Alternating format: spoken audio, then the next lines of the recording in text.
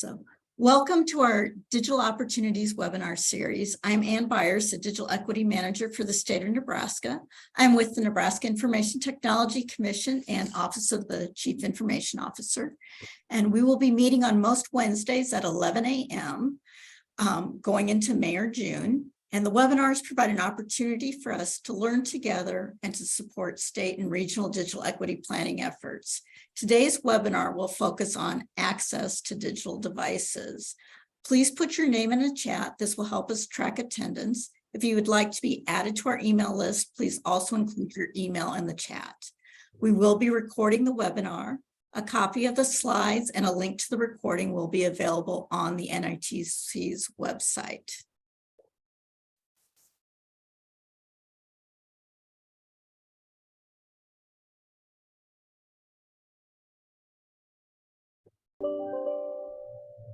So the Nebraska State Digital Equity Planning Initiative is part of the Connect Nebraska Broadband Initiative. The planning grant is being led by the Nebraska Information Technology Commission, Office of the CIO, in partnership with the Nebraska Regional Officials Council and the Nebraska Library Commission. This initiative was funded by a digital equity planning grant from the National Telecommunications and Information Administration.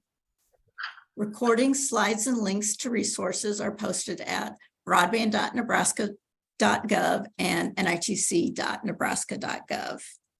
And before we get started, I want to give you just a heads up on some of our future webinars.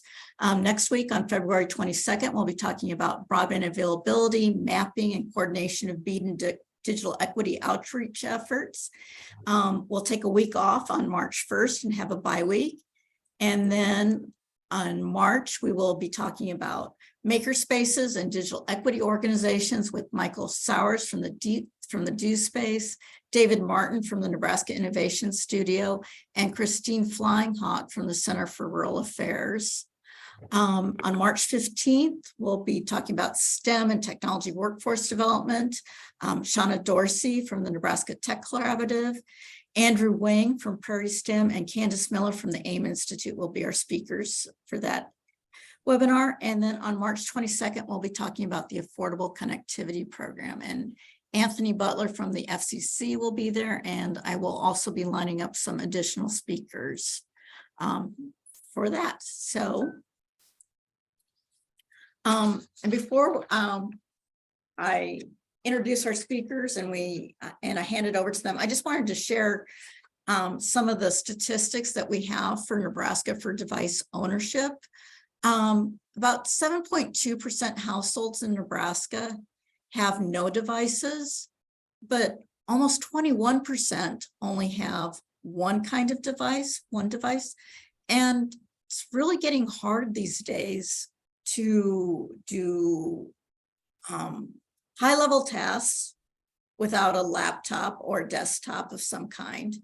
But yet, so many applications also require mobile broadband. If you want to go to any kind of an event, you need a cell phone. To check into a medical appointment, you need a cell phone sometimes. So, you know, it's really important to have two kinds of devices. And so that really broadens the perspective of the digital divide. And so instead of only having 7.2% of our households that don't have devices, now we're at, and we broaden it, then it's about 28% of our households that are kind of at risk for not being well connected because of their devices. Brian Whitaker is going to be talking about rural digital device access, and definitely in Nebraska, we see an urban-rural divide when it comes to device access and to connectivity. I also was looking at connectivity and device access in qualified census tracts, and those are tracts that have 50% of households with incomes below 60% of the area median gross income or have a poverty rate of 25% or more. And the Department of Economic Development has a nice map of those qualified census tracts. And so here's some of the data on device access and qualified census tracts. And most of these are above the state average. The exceptions would be Lancaster County. The qualified census tracts in Lancaster County are in Lincoln, rather close to the University of Nebraska, and also Buffalo County. And the qualified census tracts in Buffalo County are in Kearney, also close to the UNK census tract. So that may explain those differences. But we see especially North Omaha has very high levels of households that only have one device or no devices. And also Dakota County, those census tracts are in South Sioux City, has very high rates. And in Dakota County, especially, they have very high rates of cell phone only. About 30% of the households report only having cell phone having access to a mobile device. So with that bit of background information, and then also I looked at the number of households, and certainly North Omaha has by far the most households that are likely to be device challenged, to lack having both a laptop or desktop and a mobile device. So I am really excited about our speakers today. We have two really tremendous speakers.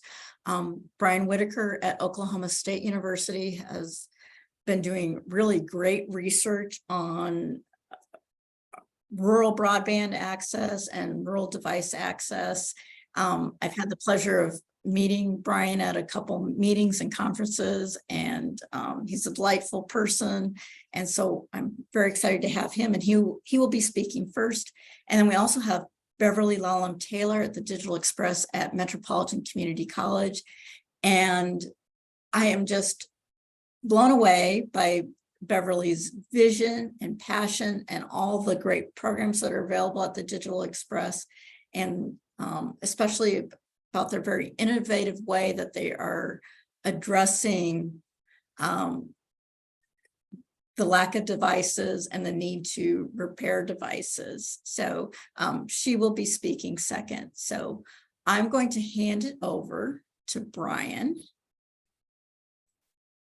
Thank you, Anne, for that introduction. Can you guys hear me okay?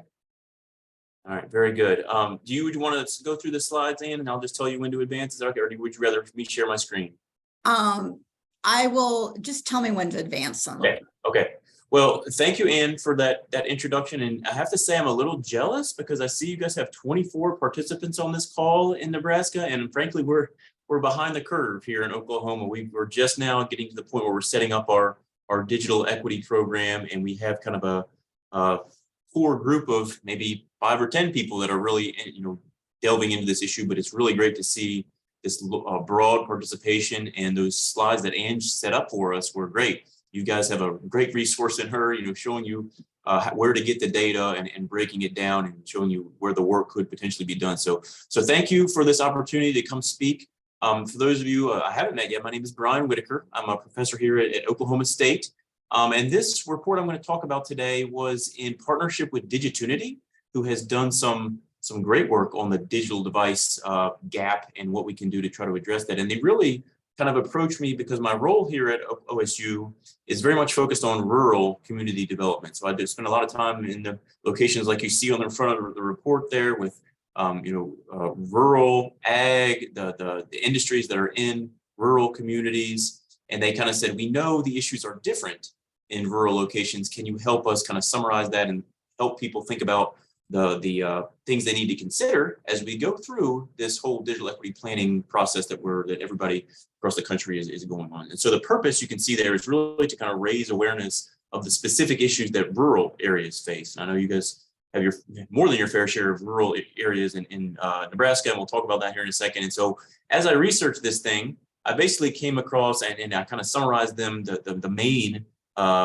difficulties that communities face, and I called them the 3 S's. So, I'll walk through these one by one. The first is the status quo, or it's actually kind of the same as the socio-demographics of an area. The rural areas are definitely different than urban ones in that case. And then the second one is the supply devices. We'll talk about that. And then the third is the support networks for those digital devices. And so I've got a link here to the actual report. It's been great to get some feedback from the community on this. Ann was one of the first to send an email saying, hey, it really mirrors what we see here in Nebraska. And so thank you for that. So if you don't mind going ahead, Ann, to the next slide, I'll kind of start talking through the process here. Okay.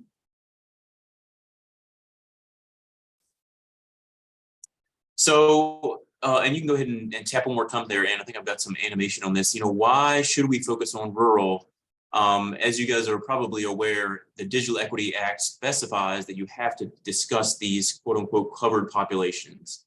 And you can see there, one of the covered populations is rural inhabitants. They really, I think did a pretty good job in setting out this digital equity planning funds to say, hey, there really are distinct groups. We need to make sure that we address their needs, and rural inhabitants are one of those. So go ahead and go to the next slide. So that just kind of gives you some basics of why we need to consider rural areas. And again, the first part of the report I really point to on why rural areas are kind of disadvantaged here is just the status quo. And Ann laid out some great statistics there for Nebraska on this, and it's very similar across the rest of the country. And so, the first bullet there, rural households are more likely to have no computer at all. And again, those slides you saw earlier are they're also more likely to have a smartphone only or just a single device. So this figure that I have right here, you can look down there at kind of what the categories are. These are called frontier and remote zip codes. And so I think I've got something on the next slide that shows you exactly where those are, but they're basically zip code level breakouts. You can see FAR 1 are zip codes that are at least 60 minutes away from a urban community of 50,000 or more. FAR 2 is that FAR 1 plus an additional 45 minutes from even a smaller community. And so it basically gets more and more rural as you go through these FAR codes. And it shouldn't probably come in as a surprise. If you look at the percentage with no computer, it gets higher as you get more rural. Okay. The other thing that's an important part of this graph is on the right-hand side axis there, we've got the number of square miles per zip code. So in those not frontier counties, they're pretty small. It's like, less than maybe 20 or 30 square miles in a zip code. Whereas you get to those very, very rural ones, you're talking about 500 square miles in a zip code. So pretty, sparsely populated places, a lot of ground to cover, a lot of ground to make up.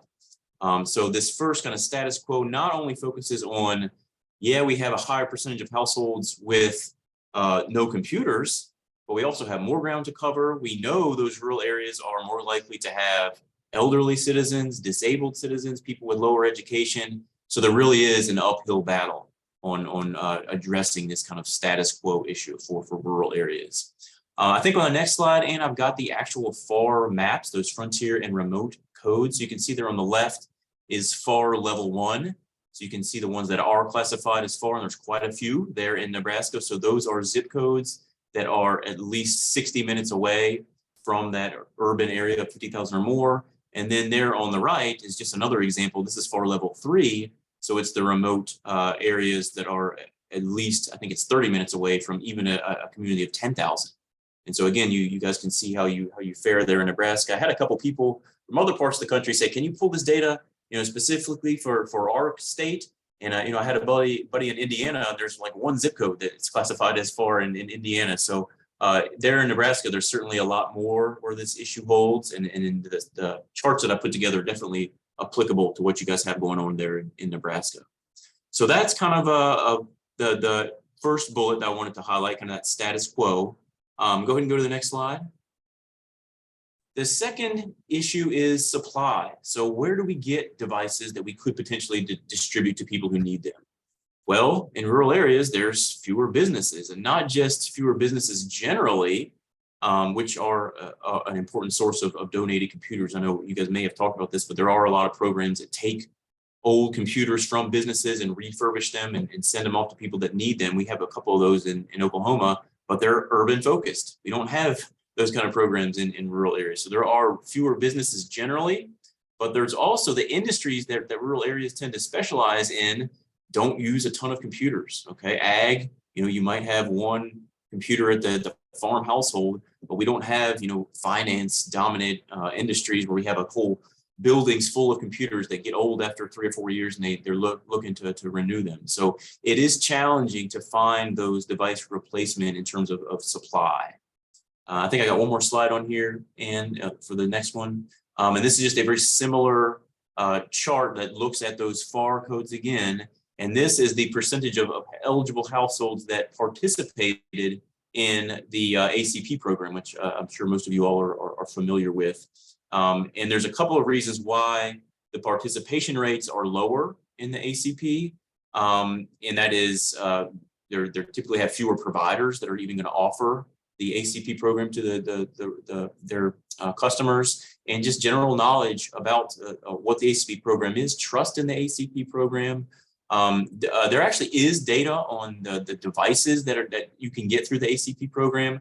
I wasn't able to pull it for this slide, unfortunately. I'm working on that, but you can go in and actually see how many households in that ACP program actually did participate, actually get a device. And so we're working on that. This is just general ACP participation. And again, the point here is that rural rates are lower. It's harder to get these households to participate and potentially take advantage of that device voucher. Okay, so next slide. And then the last bullet that I really kind of wanted to hone in on is the support network for the digital device issue. We know local networks are very important for again, not just distributing, but also repairing devices. We have a lot of people who, if their phone breaks, they have no idea how to fix it. They don't know who to go to. It might be, a couple of weeks before they can make a trip to a metro area and try to get it fixed by a specialist there. A lot of this support work really revolves around nonprofit organizations. And there's a lot of research showing those nonprofits are relatively less robust in rural areas. If you go to the actual report, I think I've got some citations on how much money is spent on nonprofits in rural versus urban, and it's way lower in rural areas. Another important source of support is libraries, and people love their rural libraries. I'm a huge fan of rural libraries, but they do have lower staffing. They might only have one librarian.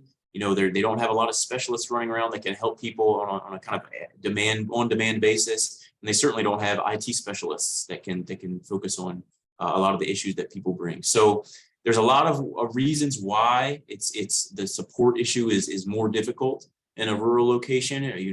This chart, this figure 3 here, we actually looked at some data on a specific industry that's focused on computer repair.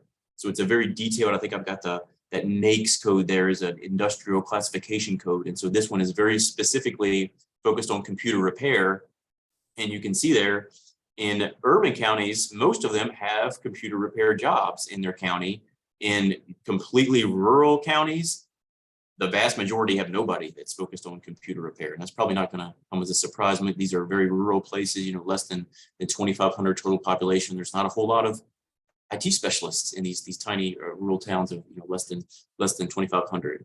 So those are 3 kind of main issues or reasons why rural areas are disadvantaged. And hopefully you guys can think about that as you start to frame your digital equity plans. And the rest of this presentation, I think I've just got some kind of suggestions for moving forward. And if you can go ahead to the next slide.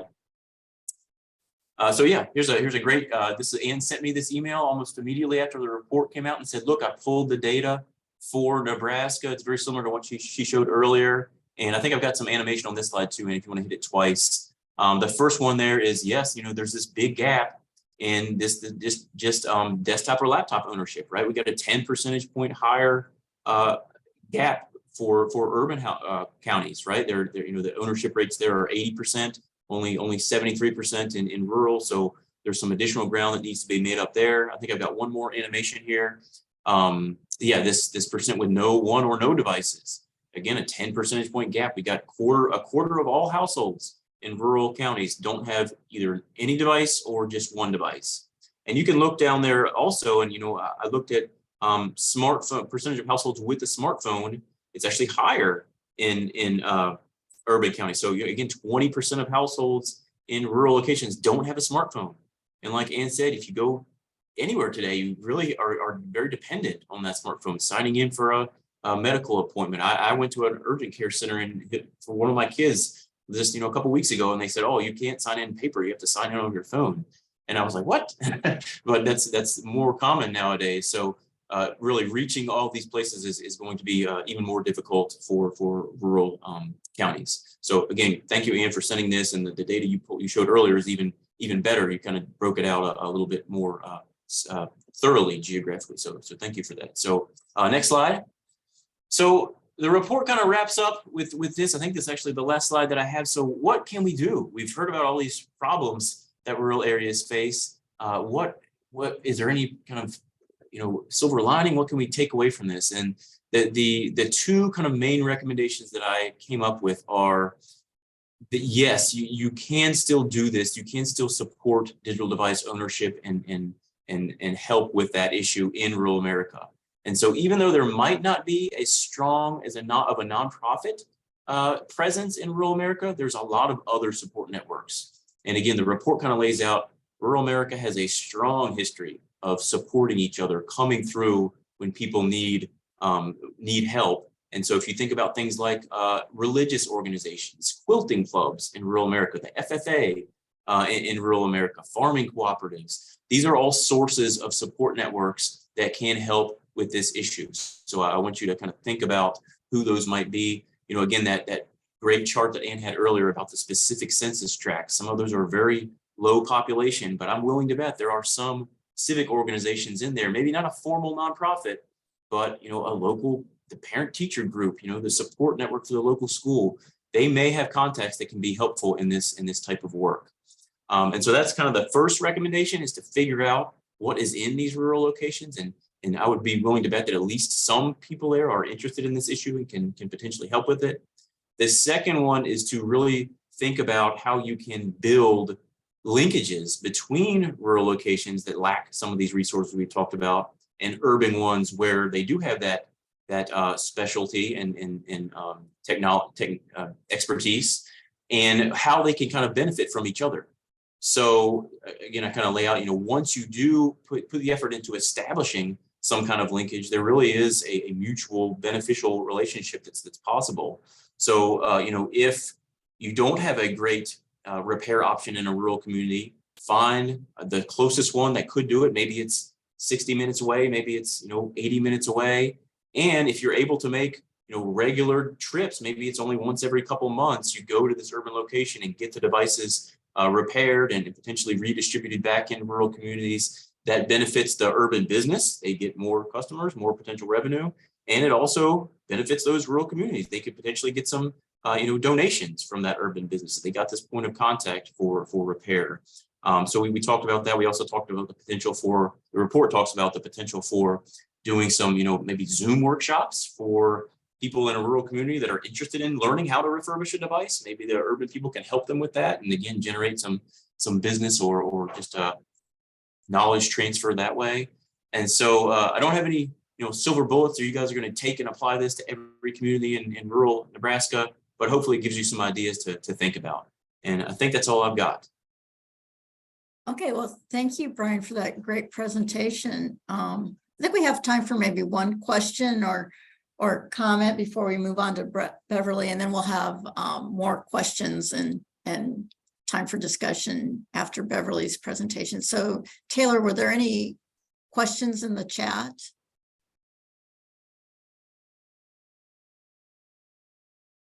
No, I haven't seen any questions come through. Okay. Well, then I guess we'll move on to Beverly. So, and if you do have any questions, please put them in the chat and we'll get to them after Beverly's presentation. So Beverly, I'm going to hand it off to you.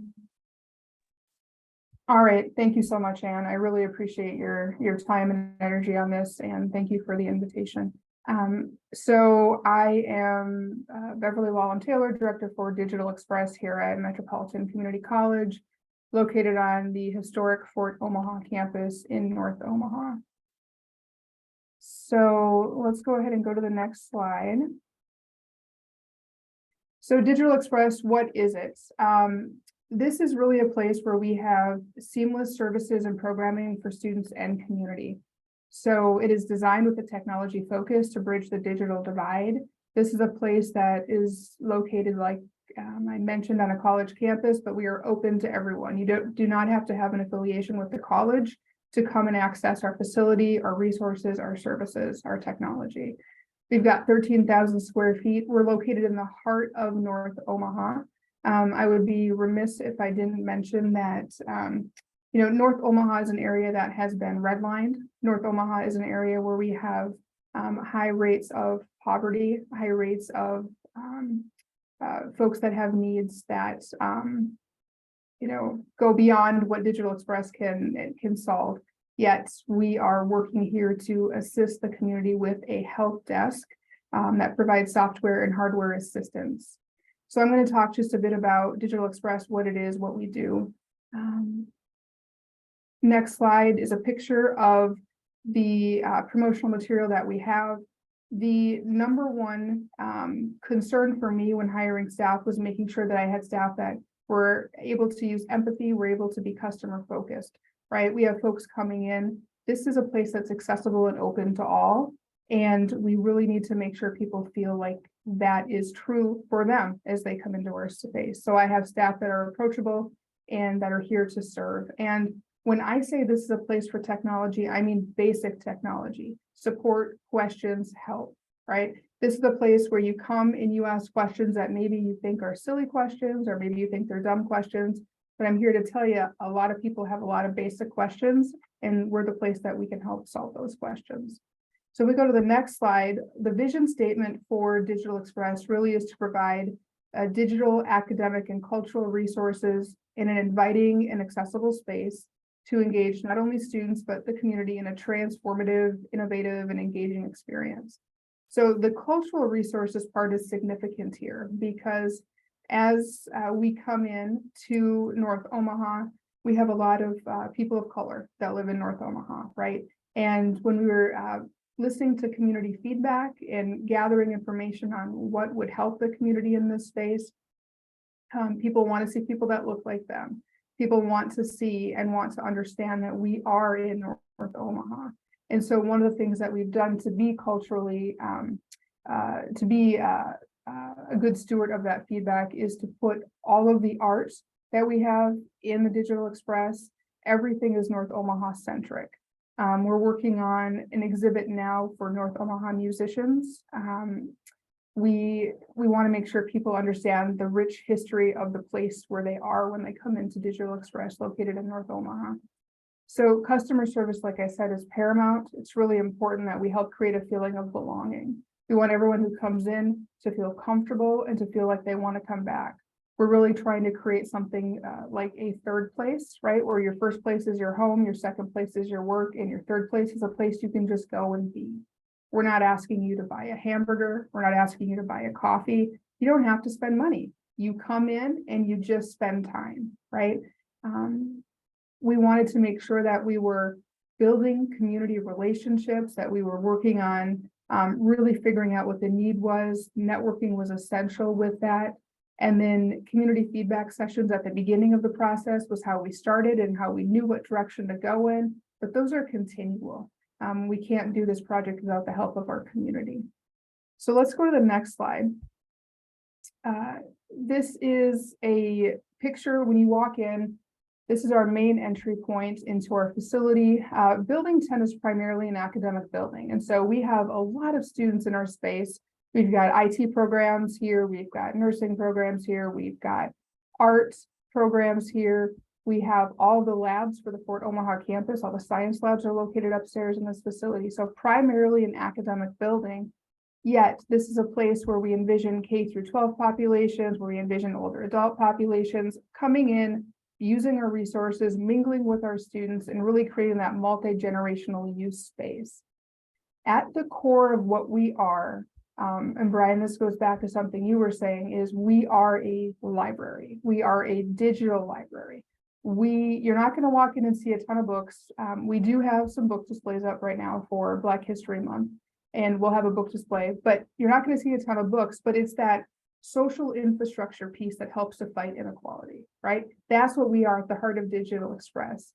So we're a safe place. We're a place where everyone can come in. You can access the services and resources we have once you create that free patron account.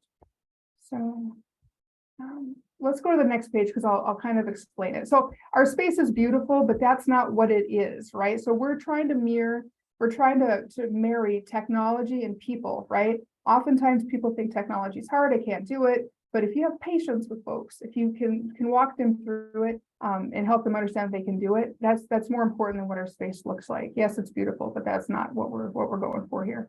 So a closer look. You can come in, you can create a patron account that's no cost for everyone. An account holder can access all resources and services within our space. So you come in, we've got laptops that you can check out to use in our space. We've got iPads that you can check out to use in our space. I've got concierge staff that can help you figure out how to use those devices. We have STEM kits for checkout for kiddos. We've got smart screen, smart TVs that you can use. We've got 3D printers that are focused on smaller jobs to engage kiddos, right? We know we've got thousands of tech careers that we're short in the Omaha Metro alone. And so we're trying to be that pipeline to get people interested in technology and to help create more of a push in the technology careers.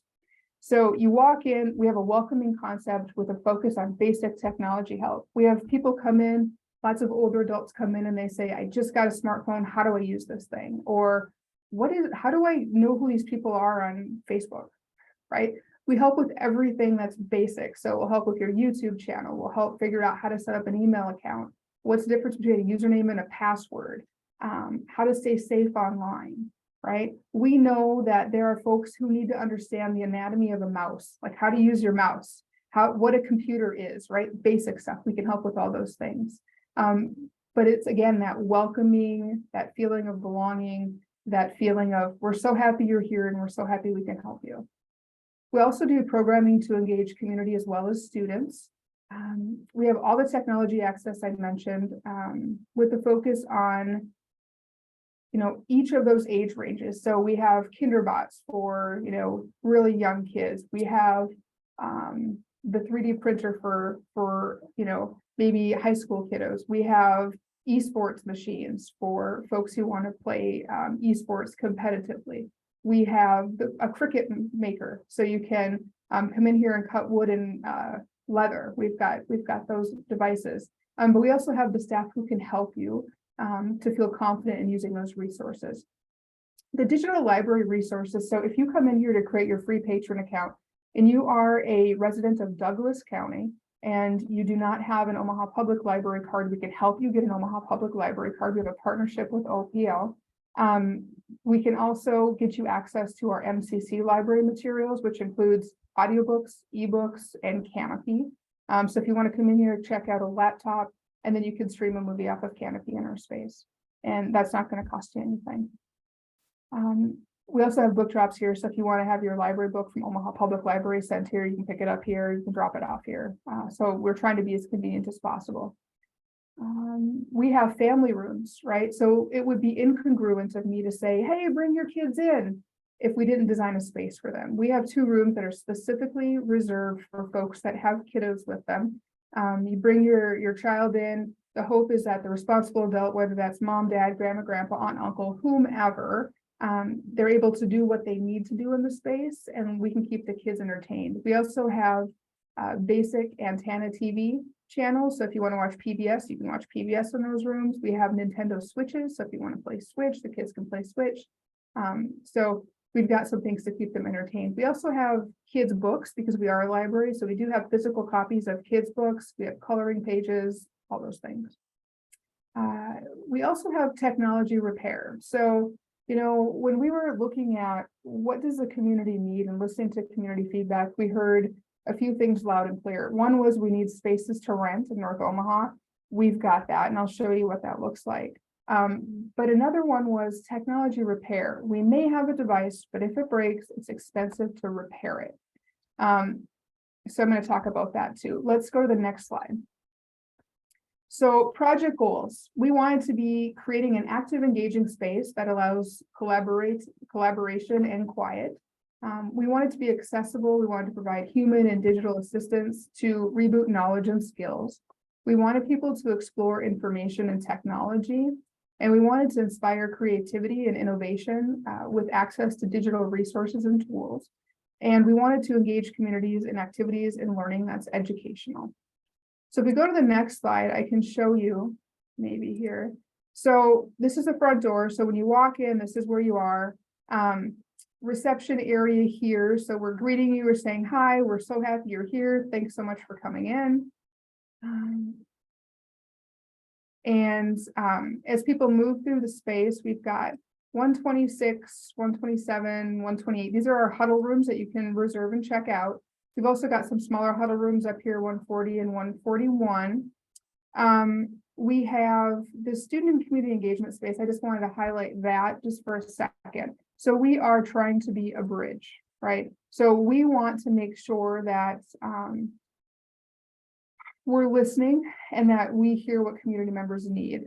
The need in our community right now currently is to assist with folks that once the pandemic happened, a lot of processes shifted from paper and pen to online. And we have a lot of folks who are having a hard time accessing those online forms. And so the hope is that in the student and community engagement space, this is a space where we can bring partners in to be the expert, because we're not the expert, but we're the bridge. So in this room, we have folks who are coming in to assist with SNAP applications, housing applications, telehealth appointments, anything that's technology-based that you could really use an extra hand with, right? So that's that room. It's really designed to be a satellite office for community partners to come into our space and assist our patrons to make sure that we're helping them get the technology issues sorted that they have with those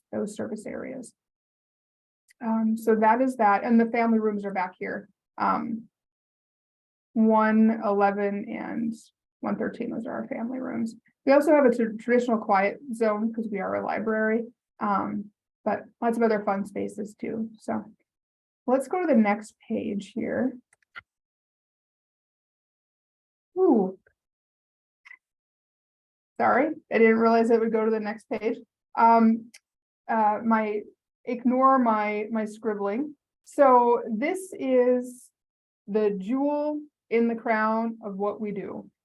Digital Express, and that's a bold statement. I understand that expression, Brian, but this is it. This is what we do. So remember I said we heard from community that technology is expensive. We may have it. If it breaks, we can't afford to repair it, right? So what we've been fortunate enough to do is we have worked with a local partner, iFix Omaha, and we have created a partnership where we have a tech in our space 40 hours a week at our desk right here, right by our front desk, called Reboot Central.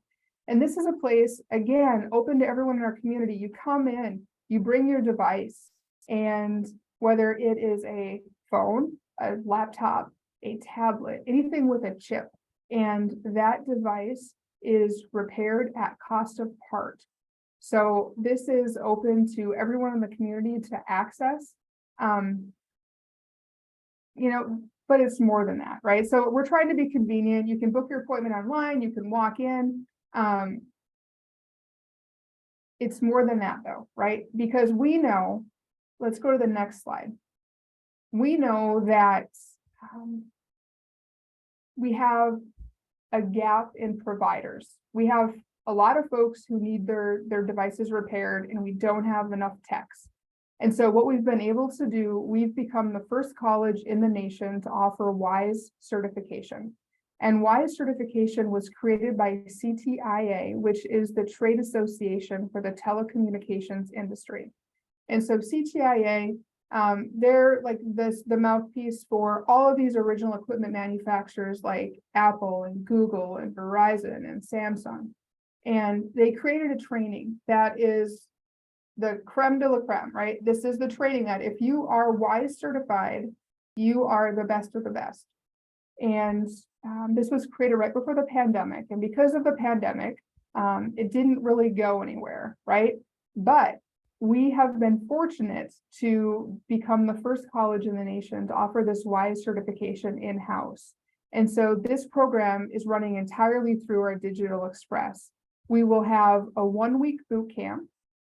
And this has been worked on in partnership with our Workforce Innovation Division, a 1-week boot camp followed by an 8-week internship here within Digital Express. So students will learn and they'll get hands-on experience with fixing customer devices that bring them to Reboot Central. Once this boot camp and internship is complete, students will have a WISE levels 1 and 2 certification. That means they can go out into industry and start earning between $18 and $19 right off the bat. And these are pretty high in demand careers. We are very short in these areas in Omaha, and I would suggest we're short nationally. So very excited about that.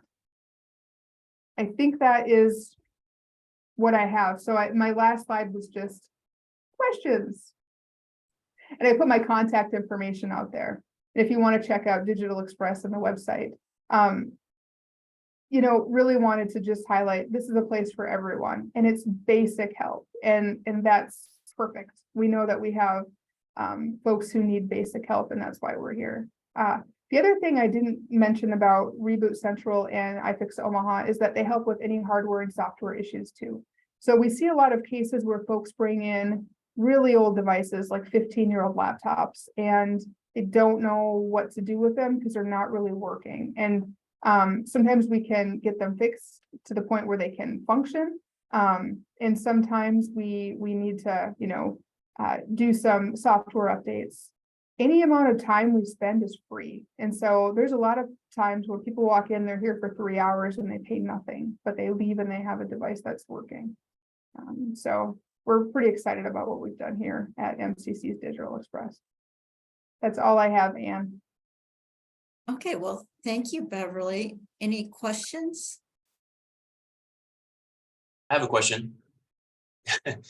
That was really cool. I really enjoyed listening about that. How is this whole Digital Express thing funded? Is it through the community college there, or is it separately funded?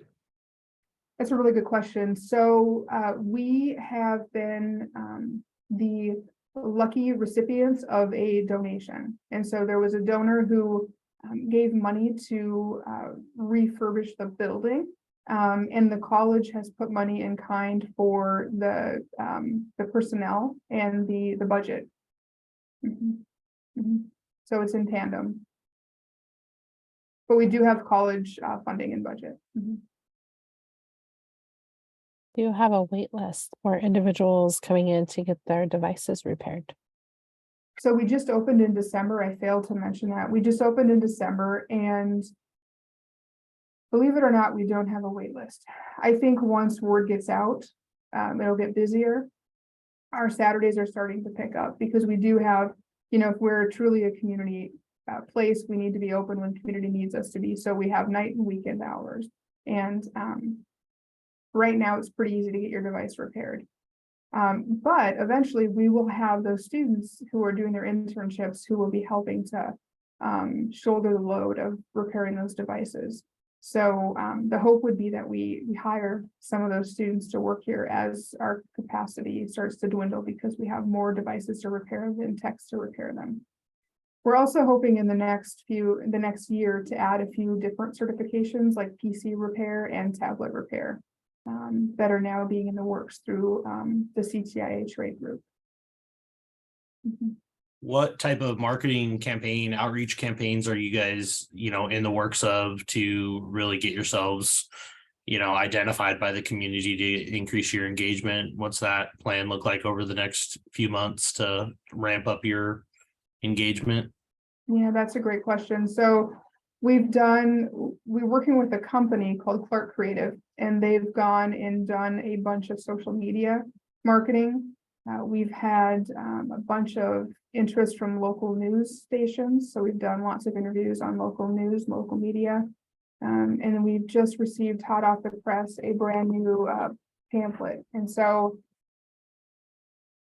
either fortunately or unfortunately for us, we're in a situation where we have to pound the pavement, hit the streets, talk to people, right? We're in a community that is oftentimes maybe not the most trustful of folks coming in. And so we're going out and we're saying, hey, this is what we have. My thought has always been, if we can get people to come into our space and see what we're offering, they'll come back, right? We may have to drag them in kicking and screaming, but they'll come back. So we're doing lots of guerrilla marketing right now. So please spread the word.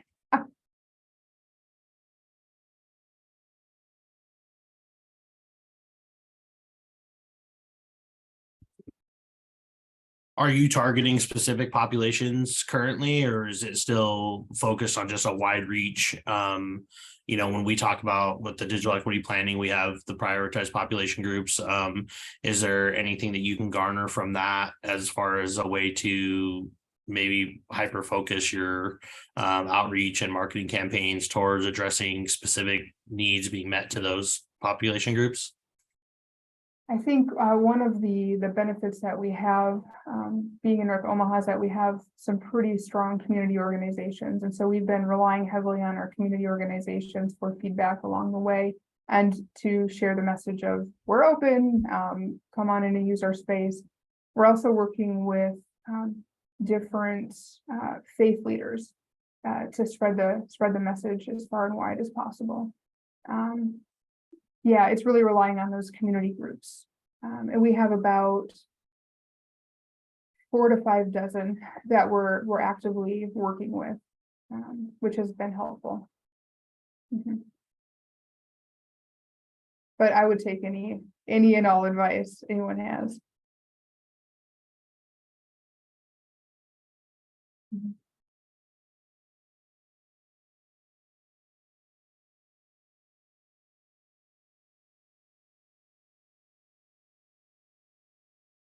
Any other questions?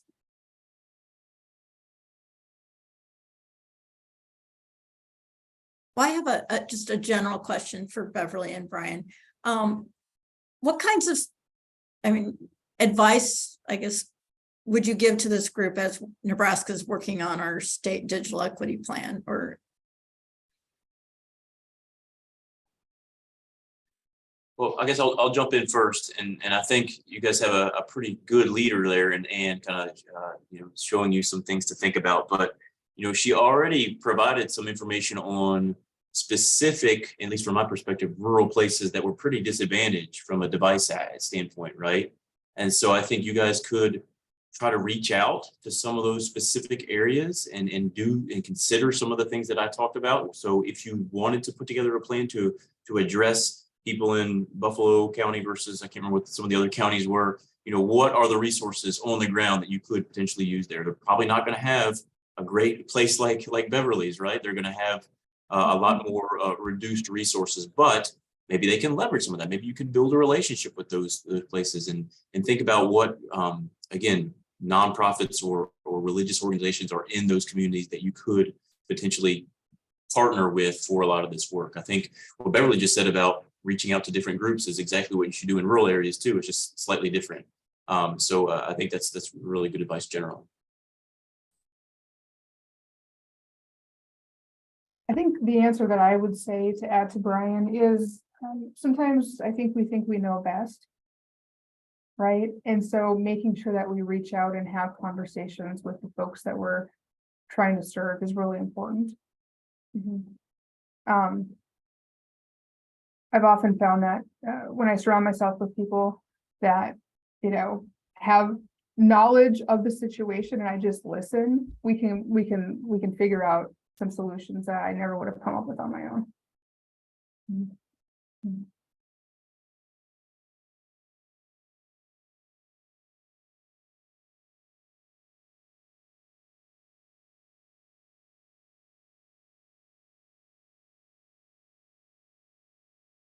yeah. Well, we have a couple people on here from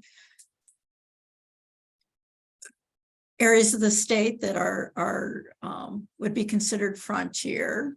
And so I don't know if you did, Brian's report resonate with you? I think Rachel and Taylor and Michaela, I think your areas would all be considered frontier.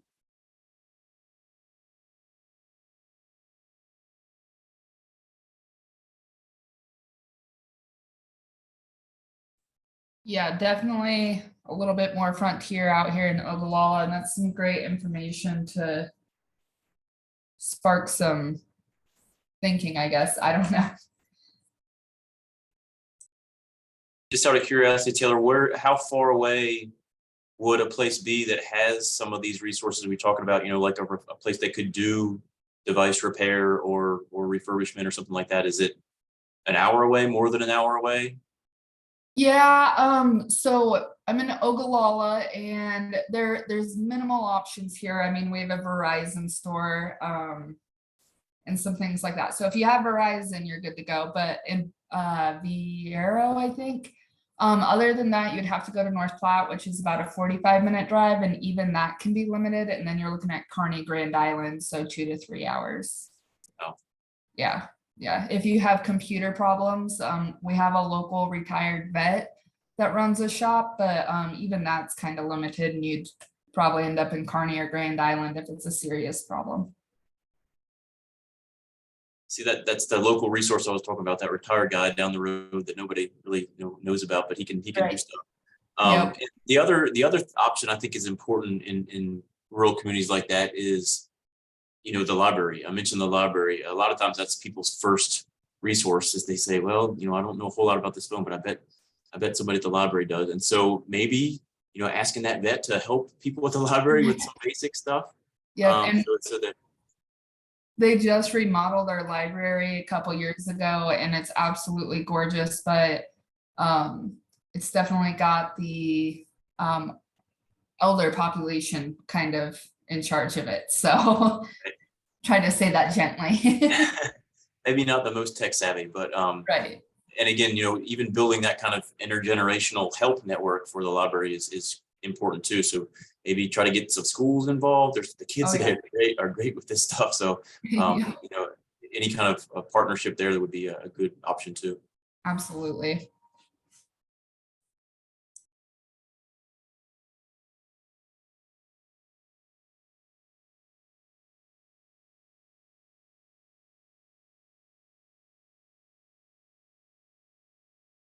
Any other questions?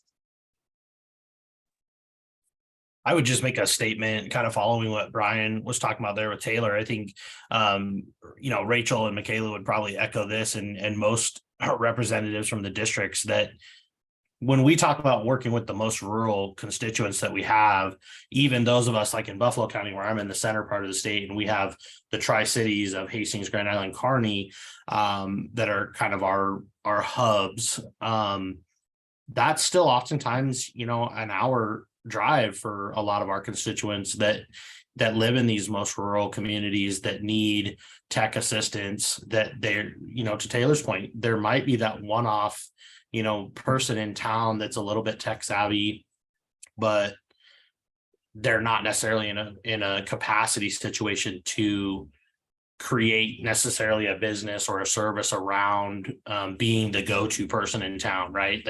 And so I think that's some of the hurdle we're trying to overcome. And as I see it as a long-term solution is really developing workforce, like Beverly was talking about, is getting people WISE trained and stuff, but then also attracting them back to a town of 400 or 500 people to live in and be the computer person, that tech person that can help people, as the long-term solution. So they don't have to drive an hour to get help on a tech device, to get, insights. They can handle a lot of that on a scaled down version of like what you're doing there at your location, Beverly. Yeah, here in central Nebraska, we have very few places for tech assistant. And so I know that there's around me, there's probably 2 I could name off the top of my head, but as for the rest of our region, they would be definitely driving over an hour. It's just not very common up here, even though it's the most needed thing. in our region. And Tom actually just sent me a message here directly talking about the minimal staffed libraries in a lot of Nebraska. And I actually suggested to him that, maybe as part of these digital equity funds that are coming down the pipeline, maybe you could propose to put digital navigators, hire tech-specific people to work in libraries in some rural locations. That's not something we're exploring here in Oklahoma. So, if it really is this issue of we have absolutely nobody that can fix a broken device or knows how to do it, maybe put some funds towards that. That's what these digital equity grants are for, frankly. And so make that a consideration as you guys put together your proposal. Yeah. Well, this is Rachel. Also, I want to ditto what Taylor said about the areas, and it would be a great idea to have more tech services available at the libraries, and we're finding some interest, but also we're finding the barrier of generational barriers, the interest. Having a lot of elderly residents, they're it's not as appealing, but when you talk to the younger ones, they are wanting it. And then you have the different categories of the elderly. You have 80 and up, they're like, forget it, I don't even want to deal with this, most of them. Then you have the 70s, which maybe they might want to explore things, but they really are not tech savvy. And then you have the younger senior, elderly, just 60 plus, and those are the ones who have had to negotiate, digital devices and things and technology. And so that's kind of, it's not just the challenge of location, it's the challenge of mentality as well. And also, before I finish, what a wonderful presentation. Thank you so much, both of you. Thanks. So one thing I would say about libraries is that we have a lot of libraries that send people to us because they can assist. And so I think, Brian, your point is very well taken in that, we may have to push for funding because libraries right now are underfunded. And I'm not going to get on my soapbox, but they don't have the capacity to help. I had another point. I forgot it. I'm not going to find it. So, but if you want information on the WISE certification, how to go down that path, I will share now that we are the first in the nation. I was holding on tight to it, but now I'll let it out. Yeah. Has there been a lot of interest in the program? Oh yeah, everyone says they're going to be the first, and it's like, we'll get in line. There's about 800 people who have said that. So our first class is coming up at the end of February. So we'll plan to hold another one in the summer, and then we'll do it in terms of what the capacity comes in as. How many people do you have signed up for the first class to be certified? I think it holds 15, and I think we're nearly there. Great. I think we would have a spot or two left. Yeah. So that's awesome. Well, thank you so much, Beverly and Brian, for your great presentations and for the work that you're doing to advance digital equity, digital opportunities. And thank you everyone for being on the webinar too. Thank you so much. Brian's the researcher. I just have a fun job, but yes, you're welcome. It's really cool what you guys are doing. So thanks for the opportunity, Ann. This looks like a really good group, and I'm excited to see what you guys come up with. Well, and we'll definitely be looking to see what you're doing in Oklahoma too. Great. Okay, well, thank you, everybody. Have a great day. Thank you. Thank you so much.